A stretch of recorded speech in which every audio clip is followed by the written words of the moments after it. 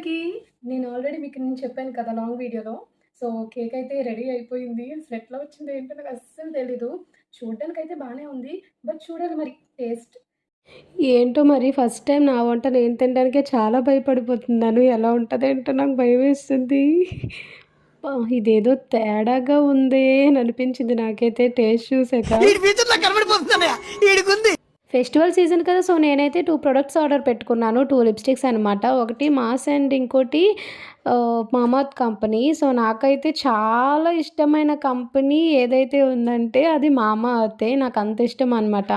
మీలో ఎంతమందికి tick tick cover అంటే ఇష్టం? చూడండి మీరే టిక్ టిక్ కవర్‌తో నేను ఆడుకుంటున్నాననమాట.